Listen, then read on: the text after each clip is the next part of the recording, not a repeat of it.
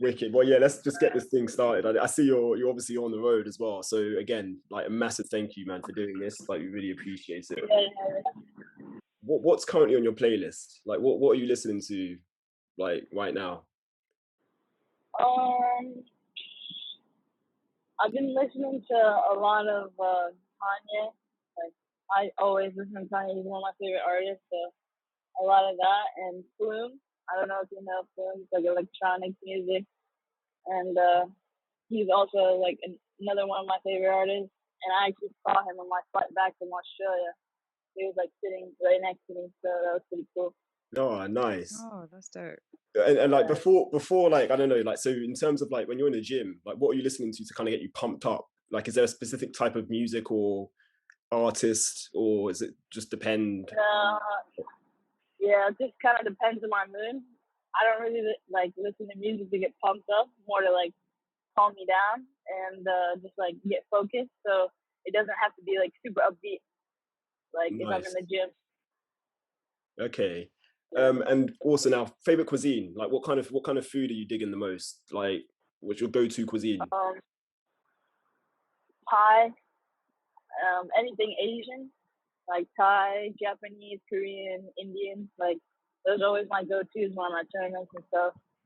So I don't really do Italian as much. I know a lot of players always do Italian, but I always get Asian. Do you cook much? Do you cook much yourself, or not really? Yeah, I cook a little bit, but I have a bad habit of like ordering food and just going out all the time because I'm lazy. So, what other sports are you into? And did you or like did you play any other sports like when you were growing up as well? Yeah, I played basketball a lot when I was growing up. Um, I ended up like prioritizing tennis naturally because I liked it more. But I played basketball for probably like 3 years on a team, and I don't really follow any other sports. Like I don't really follow basketball, but I enjoy watching it. What position were Okay. you? Point guard. Oh, okay. So like Yeah, assisting and just dishing out the ball, basically. Good passer. yeah, exactly. Mhm. Favorite Grand Slam? Um, U.S. Open and French Open. We're going to talk about the Mm. French in a bit, actually, because you played all of them now, apart from Wimbledon. Yeah, I mean, I So played junior Wimbledon, but obviously it's a different experience. But I don't know. French was always like has always been my dream to like win French, and so um, that's why that one's my favorite. And then U.S. Open, like the energy is just completely different from all other slams. Yeah. yeah, Yeah. that makes sense. Favorite surface? Um, Probably red clay. I was guessing so after you said the French Open. Yeah, yeah. Yeah, yeah. And now, lastly, on these like quick fire questions, like favorite players to watch, both men and women, like, and growing up and also currently, like who are like some of the players you enjoy watching? Um, a lot of my like growing up, my favorite players were like Nadal, Monfils, and Songa. Mm. Uh, I really enjoy watching all of them now, but like obviously Kyrgios is like always a show. Francis, um, and obviously like Rafa is always just incredible to watch. Like today, so I watch probably more men's tennis than I do women. I was gonna say no one on the WTA, right? Yeah, No, fair enough. Fair enough. And you've kind of touched on it now, like so, like friends in tennis. Obviously, we know you're quite close to Francis Tiafoe, being a fellow like DC native. But yeah, like yeah, I was gonna say, like, can we expect maybe a mixed doubles link up anytime soon? Maybe with you and Francis. yeah. Well, he keeps saying, U.S. Open, we're gonna play mixed, but you never know with him. So we'll see Love when to I get there. love to see that. But yeah, who are like That some would of be your other great. friends like on tour? Obviously, I know you train with Whitney Osuigwe. Obviously you play doubles with her too. But like, Yeah. who are some of the other like friends on tour per se? Um. Yeah. I mean, Francis and Whitney and Osuigwe are definitely my closest friends on tour. So I kind of just hang with them a lot. And Claire Liu, she's also one of my good friends. So yeah, those are my go-tos when I'm at tournaments. Nice. Okay. Wicked. Well, yeah, now into like the kind of nitty gritty. We don't want to keep for too long as well, so just mindful of the time. But I want to talk about 2019. So your ranking started at 411 in the world, and you ended the year at 269. So like, pretty big rise. Would you say like 2019 was like a highlight year? Obviously, you won like, I think, was it 3 ITFs as well that year? Like, yeah, talk to us about like your 2019, like what you can remember like from that year. So yeah, I think that was definitely a really big year, getting my foot in the door, like with my ranking and just like my name, like players know who I am. Yeah, I won I think 3 titles that year, so I definitely gained a lot of confidence. And I mean, maybe 2020 would have been a little different had COVID not ruined everything, but I think that if things went normal, that I would have had like an even better year just because of how well I did the year before and like the way I was feeling. But I think 2021 was also a really good year for me, so I think I have a good momentum going into this year. Yeah, which we'll talk about actually, and also in 2019, not to like skirt over, you had a very significant victory over Madison Keys. He was top 20 at the time. Yeah. That was also in Washington. Like, if you can maybe talk back, or if you can remember back to like how that kind of felt, and like, yeah, just that moment for you. Yeah, it was definitely a moment I'll never forget. Probably I'd say like a moment that I say gave me the most confidence and like really told me that I could do this and like I belong in these tournaments and going into like slams and WTA main draws. I had a lot more confidence and belief in myself. So that was definitely a special moment. Oh no, it was because I remember that match quite vividly. Like, it was a nice like handshake or embrace between you and Madison at the net. Which was really, really nice she to was see. a bit of a mentor for us, so it was a little weird, but it was a cool moment. Oh, and you touched on 2020 that obviously the rankings froze, I think, on the WTA tour and the ATP tour, so wasn't really much of a year from anyone really on like the tennis circuit. But you did make your US Open debut in 2020 in the main draw. Do you remember much about that? You played, is it Kiki Mendenovic in the first round? Yeah, it was. I mean, it was just super weird. Like, it just didn't feel like obviously like I never pictured my first like main draw of a slam being that way, but obviously it was a great experience for me, and I played somebody that I had played before, so if I could have it like be normal, that would have been much better. But I don't know, it was a weird experience. Yeah, obviously the whole bubble life thing was quite odd. Yeah, exactly. Yeah. And looking back at 2021 now, so again, ranking started at 234 and ended at 165. So again, more like elevation in the rankings. And that was the year you also came through qualifying at the French Open, and like had some pretty big wins on the way. Like, I think you had a top 100 win in the qualifying round, in the qualifying draw, and a top 100 win in the main draw as well in the first round. How did that feel, like coming through qualies at a Grand Slam, like for the first time? No, yeah, it felt a lot better than receiving a wild card, like just waiting for your spot. And I mean, obviously it was my first time qualifying, so it was a super special moment for me. And yeah, I mean, it was definitely a battle from beginning to end, but it was super fun, and it was cool to do it at the French too. Do you remember much about the match against Sofia Kenin? Because obviously she was the defending champion at the time. Like, what was your mindset kind of going into that match? Obviously a fellow American as well. Yeah, I mean, I didn't really change much of what I was doing the previous matches, kind of like going with the same way I was playing before.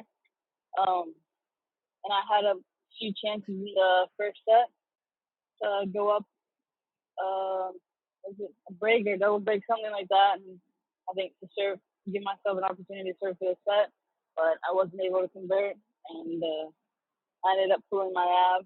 Well, I pulled my ab before the previous match, but it was a little difficult for me in the end. But it was still a really good match and super fun. It was a good crowd. So Yeah, and I'd say 2021 was probably, well, like, again, another breakthrough year for you. I remember watching you. I think it was in Berlin on the grass. You yeah, played against Jessica Pegula, right. and that was going like back and forth. I think it was like 6-all, and then you had that pretty nasty slip. Yeah, that was. It kept you out for some time. Like you missed the whole of the grass court season, Yeah, didn't you? yeah. I was out for like 2 months. Like I wasn't able to play for 2 months, and then obviously had to do rehab and everything. So it was super tough. Like after qualifying and everything, and I was feeling really good, like playing really well on the grass, and yeah, it was just super bad luck, fluke accident. So, Yeah. And we've kind of skipped through or skipped forward. You had before that, you had a pretty big win in the doubles with Cathy McNally. That was your yeah, first title on the WTA tour. Like, uh, how did you feel? Like, well, how did that make you feel? Like, basically, yeah, being yeah. a No, that title was on super the cool. WTA tour. Yeah, that was super cool. I was playing with another one of my good friends that I've grown up with. So it was really cool. It was a last minute decision for us to play. Actually, she was originally playing with Coco, but Coco ended up getting hurt, and I was literally booking my flight back home. And she asked me like, "Oh, like, do you want to play? Like, I think we'll get in, blah blah blah." And I was like, "Yeah, like, why not? We can try." And so we ended up getting in and winning. So that was super cool. Oh, it's a nice way to segue as well, like into the next question. Yeah, So, as we speak to you now, you're coming off the back of a doubles win. So, congrats to you and Whitney for winning that Florida ITF. yeah. How do you think doubles like supplements your game? Like, because I think it's now becoming more common now to see a lot of singles players playing doubles. Like, do you see yourself doing that throughout Yeah. your career, or is that just something you're doing for the time being? No, yeah, I think I'll do that throughout most of my career. I really enjoy playing doubles, and I really love playing with my friends. And I think it's like somewhere where you can not take it as seriously on court and like have a little bit more fun. And I think that is good for like any player, like all singles players for sure. Just because it's really good practice. Like you're still in a match setting, and you can work on things, and it definitely makes sharpens up everything with your game. So Mm. No, that's good to hear. Look forward to seeing you more on the doubles court for sure. yeah, Do you want to get the next one, Lucy? Yeah, sure. Yeah. So, obviously you picked up some games, some good, well, a good straight game against Jasmine Paralini, friend of the pod. She actually, Yeah, shouts you out. know, shouts out to her. And I was like before like going down in 3 to 4 more Grand Slam champ as a ranker. And yeah, yeah. so like, what was that experience like? Yeah. I mean, that was a really good tournament for me. I think both those matches were like very good competitive matches. I played really well against Paolini, and that gave me confidence going into my next round match, where obviously it was a battle. Lost in the third, being up Yeah. 3-0 was stung, but it was definitely a good experience and super fun match to play somebody that I looked up to basically my whole life. Oh, Yeah. Yeah. and Definitely. again, that was where we noticed you were working with Zack Evenden. Right. Yeah. Um, That at was that our like second week together. incredible, like, so it was Mm. a nice kind of sign of like things to come, I guess. How did that relationship come Yeah. about? Um. Well, I was working with a coach before, and things didn't work out, and Zach was actually helping me the week that I ended things with my previous coach, and he was just filling in because like obviously he helped me out at home in Delray. We live right next to each other, and yeah, I ended things with my other coach, and I was like, Zach, I don't have a coach. Like, you want to do this? And that's kind of how it happened. Oh, nice. So So, quite so like, like, wait. So, was it a thing where before you guys were already like you kind of knew each other Yeah, and he was. stuff? And I mean, yeah, since he was with Francis, like that's yeah, where our relationship started. So I had known him for a while already, and like, we were already super right. close. So it was pretty smooth transition. nice. And Okay, nice. on staying with Zach, you're also working with his brother Josh Evenden, who's Yeah, your strength yeah, and conditioning coach. Like, how's that kind of all going for you as well? Like the whole strength and conditioning thing as well. Like that's a quite nice, I guess, luxury to have as well as yeah. a So coach. yeah, it's pretty convenient that they're brothers, and I had already been working with Josh before that as well, and we were traveling together, like me, Zach, Josh, and Whitney, and it's kind of become like a tight knit team. So it's been super fun. Oh, nice. What's like a typical like day in terms of training? A training day. What does that look like for you guys? Yeah, I think we usually wake up and either start with fitness or a warm up with Josh, and then we'll get on court and do some specifics and some striking. And in the afternoon, we either do another session with Josh or we'll we'll do something to get our heart rate up usually, and then play some kind of match play or points in the afternoon. Nice. It's a pretty full on day, really. Um, and now Yeah, yeah, looking ahead. So I say looking ahead. We're in 2022. We've just played. We've just had the Australian Open. Again, congrats for coming through, qualifying there, and also winning a round. Um, your current thank you. ranking is 147 in the world. Live ranking is 136, which is so you're knocking on the door of the top 100. Um, Yeah, how happy are you with the way you started like 2022, and like what are your kind of like aspirations for the rest of the year? yeah. I'm very happy with the way I started the year. Um, I think I've built a lot of momentum past couple of weeks and confidence, and I'm feeling really good about my game and everything. So I think that the next few months can be really good for me. So I just keep it up. Oh, fantastic.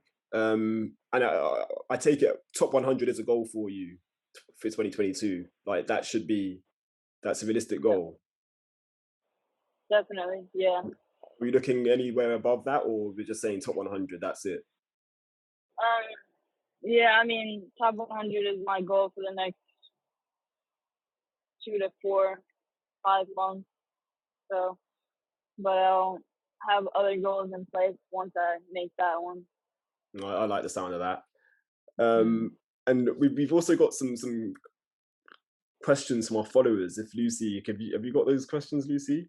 Yes, I got them ready. So I just wanted to like, get them involved a little bit and stuff and got But some quite few good ones. And one of them, I know you just said earlier that you were playing both tennis and basketball and stuff growing up.